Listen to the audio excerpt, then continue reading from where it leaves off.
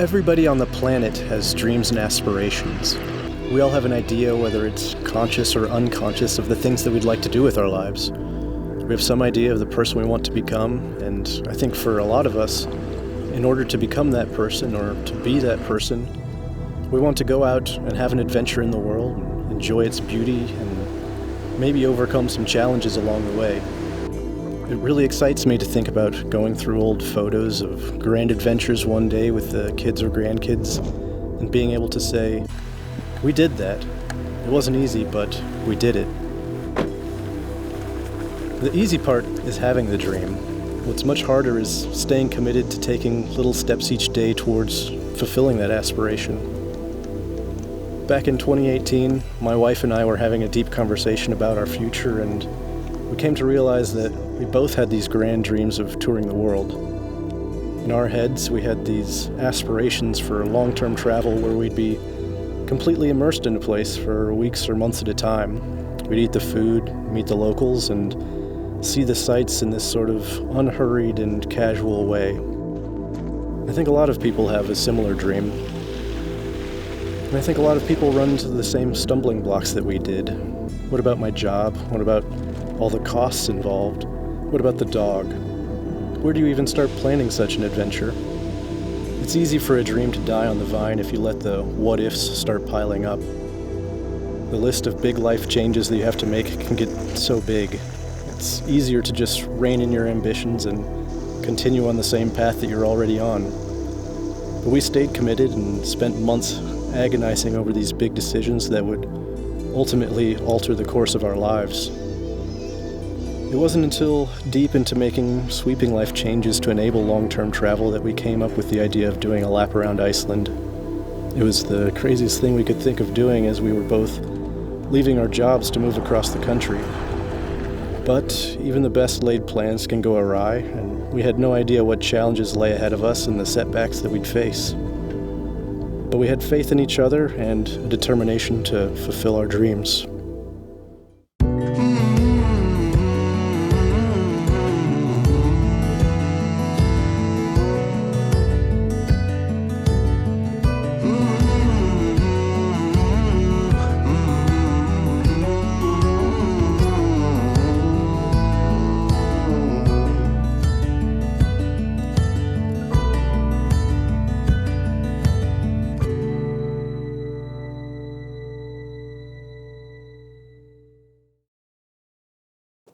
Cool. So this is the first time doing any of these. My name's Dane Olson, and we are now in the process of getting ready to start our trip to Iceland. What is your name, and how long have you known Dane? Oh, I don't know how many years, babe. Okay. My name is Amanda. And I've known Dane since 2018, so that makes it 3 years now. You're doing great, babe. Okay. We can fix it in post. Okay. I'm Dane, and this is my wife, Amanda. We met on an app back in 2018. She was working as a nurse in her hometown of San Francisco, and I was an electrical engineer in the South Bay. Soon after meeting, our camping adventures as a couple began right away. We took advantage of the weekends to get out of the city and enjoy the diverse landscapes throughout California. At the start of 2019, when we were starting to believe this whole relationship thing may be going somewhere, my wife and I sat down on a Sunday afternoon and each brainstormed what we wanted out of our lives, what was important to us. Goals, ambitions, bucket list items, family matters, whatever came to mind. I think that was the first moment we realized moving our home to a different location would set us up better for success in the goals that we just drew out. When we took a minute to look at what we had already experienced and what we still had left to achieve, it became clear that a change of setting would have obvious benefits. Milestones like owning a house or starting a family can come with serious challenges in the Bay. But we didn't act immediately and left thoughts of relocation to process and stew a while. We kept camping and exploring, perhaps knowing in the back of our minds that our time in California was limited. Months later, we still couldn't shake the idea that we'd be better situated to follow our dreams someplace else, and we wound up buying a house sight unseen close to my parents in Kansas City. The move meant we'd be leaving behind family, close friends, co-workers, good jobs, and a whole way of life to take a gamble on a feeling that we belonged somewhere else. You know, it was really hard. That was absolutely the hardest decision I've ever had to make. Staring into the unknown, we started to say goodbye to the comfort and stability we knew and began charting a course for our next chapter.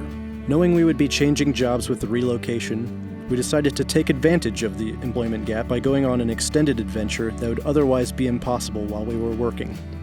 Long-term travel was one of the items we had in common for our life goals and one of the motivators for moving in the first place. With all the car camping we had done together, we leaned further into the idea of vehicle-based adventures in our 4Runner. Amanda had years of car camping experience, going back to when she was little, and I had grown up camping, backpacking, and following other high-adventure outdoor pursuits. So I had faith that we could handle living out of a tent for long periods of time with the right preparation and equipment.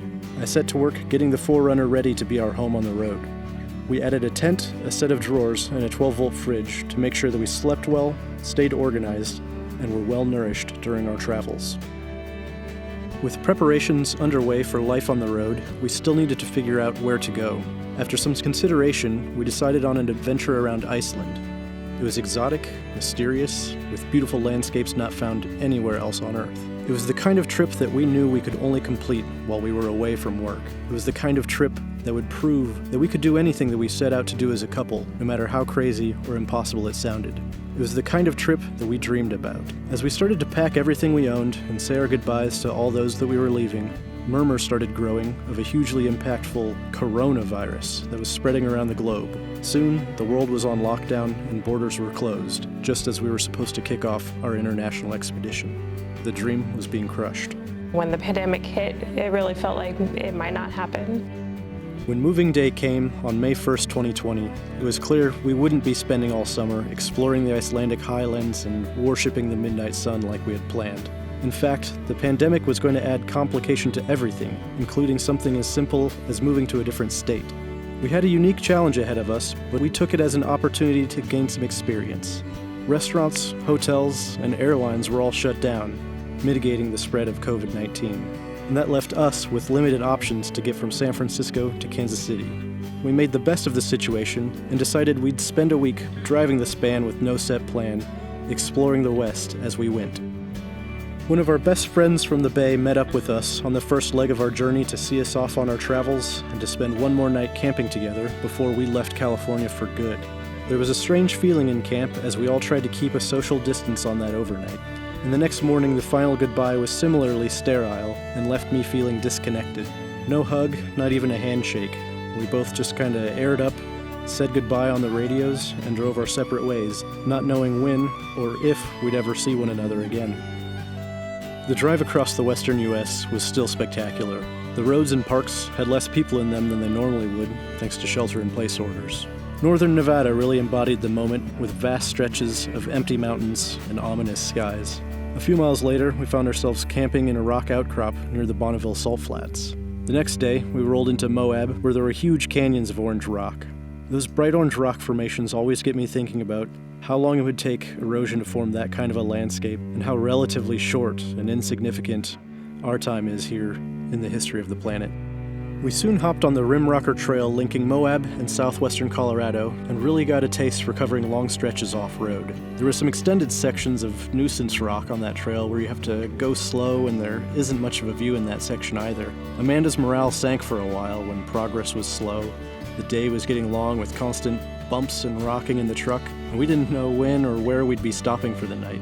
I guess it was a chance to get some reps in, building up that mental resiliency muscle. After a few hours in a dark state of mind, it was all relieved when we finally came to a cliff overlook that would be our camp for the night. It was the kind of place that made you forget about all the driving, the bouncing, the pandemic disruption, and just let you be in the moment, knowing that life doesn't get any better than this. Colorado had great scenery, and we had a great time exploring and living out of the truck like we always dreamed. Still, the farther we got across Colorado, the stronger we could feel the pull of our new home.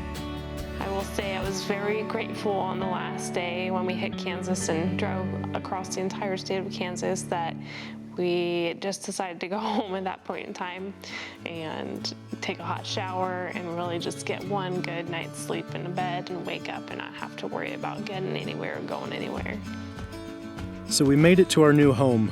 We got an idea of what worked for living out of the Forerunner while moving fast every day. We also found what systems could use some more thought to make us more comfortable or more efficient. We were home, but the window for visiting Iceland was shutting. However, we never lost sight of that goal. We knew eventually we would find a way over if we really wanted it. In the meantime, the pandemic gave us time to tweak the rig to really nail down our operation. A year later, vaccines were bringing admission numbers down, and it looked like we were finally going to have a shot at putting the Forerunner's tires on Icelandic soil.